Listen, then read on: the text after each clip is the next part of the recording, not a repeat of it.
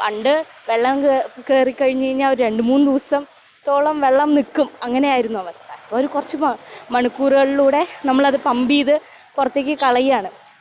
Mullassery canal റോഡിൻ്റെ പണി മുഴുവൻ പൂർത്തിയായിട്ടില്ല, അതുകൊണ്ടാണ് അത് ചെയ്യുന്നത്. അത് പൂർത്തിയാക്കണം. അങ്ങനെ ആയിക്കഴിഞ്ഞാൽ ഇതിനൊരു പെർമനൻറ്റ് സൊല്യൂഷൻ. തെരഞ്ഞെടുപ്പ് എടുക്കാൻ ഇനി ദിവസങ്ങൾ മാത്രമാണ് ബാക്കിയുള്ളത്. എല്ലാ മുന്നണികളും പ്രചരണ ചൂടിലാണ്. നമ്മുടെ കൂടെ ഇപ്പോൾ ഉള്ളത് സൗത്ത് ഡിവിഷൻ NDA സ്ഥാനാർത്ഥിയായിട്ടുള്ള ഐശ്വര്യയാണ്. 22-കാരിയാണ്. എന്തൊക്കെയാണ് അപ്പോൾ തെരഞ്ഞെടുപ്പിൻ്റെ പുതിയ വിശേഷങ്ങളൊക്കെ?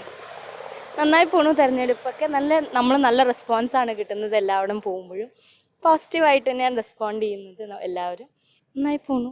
ഒരുപാട് സന്തോഷമുണ്ട്. മുൻപ് ഇവിടെ നിന്നിട്ടുണ്ടായിരുന്നത് അച്ഛൻ്റെ സഹോദരിയാണല്ലേ, മിനി ആർ മേനോൻ എന്ന് പറയുന്നത്. അപ്പോൾ കുറേ കാലങ്ങളായിട്ട് കോൺഗ്രസിൻ്റെ ഒരു സിറ്റിംഗ് സീറ്റായിരുന്നു. പിന്നീട് BJP NDA തന്നെ ഈ ഒരു സീറ്റ് എടുക്കുന്നു. ഇപ്പോൾ NDAയുടെ സിറ്റിംഗ് സീറ്റാണ്. അപ്പോൾ എല്ലാവർക്കും അറിയുന്ന ഒരു മുഖം കൂടി ആയിരിക്കണം. എല്ലാവരും അറിയുന്നവരാണ്, നാട്ടുകാരാണ്. പ്രചരണത്തിനൊക്കെ ചെല്ലുമ്പോൾ എങ്ങനെയാണ് പ്രതികരണം എല്ലാവരുടെയും? എല്ലാവരും ഞാൻ പറഞ്ഞത് പോസിറ്റീവായിട്ടാണ് റെസ്പോണ്ട് ചെയ്യുന്നത്. നമ്മൾ പോകുമ്പോൾ എല്ലാവർക്കും അറിയാവുന്ന സ്ഥലങ്ങൾ തന്നെയാണ്. നമുക്ക് എല്ലാവരും സുപരിചിതമാണ്. എല്ലാവർക്കും ചിറ്റ എന്നാണ് ഞാൻ വിളിച്ചിരുന്നത്. ചിറ്റേനെ അറിയാം, നമുക്കറിയാവുന്ന ആൾക്കാരൊക്കെ തന്നെയാണ് എല്ലാവരും. അതോടൊപ്പം തന്നെ സിവിൽ സർവീസിന് പഠിക്കുന്ന കുട്ടിയാണ്. അതുപോലെ ഒരു കടമ്പയാണ് തെരഞ്ഞെടുപ്പും. എങ്ങനെയാണ് തെരഞ്ഞെടുപ്പിനെയൊക്കെ നോക്കി കാണുന്നത്? എങ്ങനെയാണ് പ്രചരണമൊക്കെ എങ്ങനെ പോകുന്നു? എല്ലാ വീടുകളിലും കയറി എത്താനൊക്കെ ആയിട്ടുണ്ടോ? അതെ, ഒരു ഭൂരിഭാഗം വീടുകളിൽ നമ്മൾ കയറുന്നുണ്ട്, ആൾക്കാരെ കാണുന്നുണ്ട്. നന്നായി പോകുന്നു. പിന്നെ സിവിൽ സർവീസിനെ കുറിച്ച് ചോദിച്ചു. അതെ, ഞാൻ സിവിൽ സർവീസ് പ്രിപ്പയർ ചെയ്യുന്നൊരു ആസ്പിരൻറ്റും കൂടിയാണ്. നമ്മൾ അത് തന്നെയാണല്ലോ ആക്ച്വലി ഇതൊരു ഡിഫറെൻറ്റ് ലെവൽ എന്നുള്ളത് മാത്രമാണ്. ജനങ്ങളുടെ ഇടയിൽ നിൽക്കുക എന്നുള്ളത് ആ ഒരു കാര്യത്തിലേക്കാണ്. പിന്നെ യുവാക്കൾ മുന്നോട്ട് വരണമെന്ന് തന്നെയല്ലേ ഇപ്പോഴും ആഗ്രഹിക്കുന്നതും. അതാണ് വേണ്ടത്. അതോടൊപ്പം തന്നെ വികസന പ്രവർത്തനങ്ങളൊക്കെ ഇപ്പോൾ ഇവിടുത്തൊക്കെ നന്നായിട്ട് അറിയുന്നതാണ്. എങ്ങനെയാണ് സ്ഥലത്തിൻ്റെ നിലവിലെ അവസ്ഥ, കാര്യങ്ങളൊക്കെ അറിയുന്നതാണ്. അപ്പോൾ ജയിച്ചു കഴിഞ്ഞാൽ എന്തൊക്കെ വികസന പ്രവർത്തനങ്ങളാണ് ഡിവിഷനിൽ കൊണ്ടുവരാനായിട്ട് ആഗ്രഹിക്കുന്നത്? അത് പറയുകയാണെങ്കിൽ നമ്മളിപ്പോൾ നിൽക്കുന്ന കാരിക്കാമുറിയിലാണ്. കാരിക്കാമുറി ഇവിടുത്തെ എപ്പോഴും ഉള്ളൊരു പ്രോബ്ലമാണ് മഴ പെയ്താൽ വെള്ളം കിട്ടുക എന്നുള്ളത്.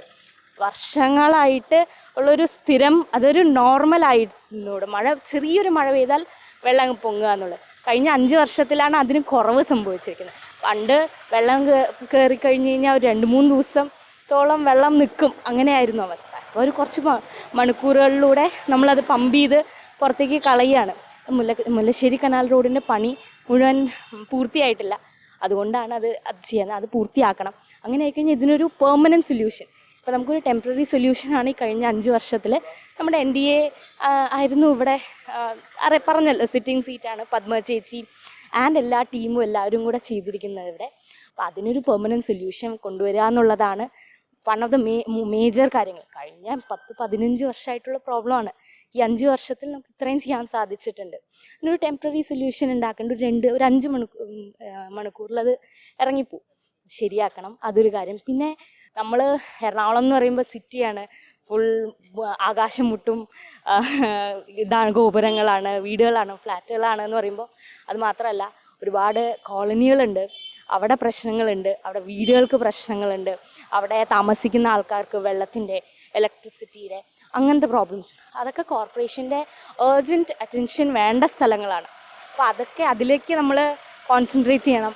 അങ്ങനെയുള്ള കാര്യങ്ങൾ ഒരുപാടുണ്ട് പറഞ്ഞു പോകാനാണെങ്കിൽ. പ്രശ്നങ്ങളുണ്ട്, അതിനുള്ള സൊല്യൂഷൻസ് ഉണ്ട്. അതൊക്കെ കൊണ്ടുവരിക എന്നുള്ളതാണ് നമ്മുടെ പ്രാഥമികമായിട്ട് നമ്മൾ ചെയ്യേണ്ട കാര്യങ്ങൾ. അതൊക്കെയാണ്.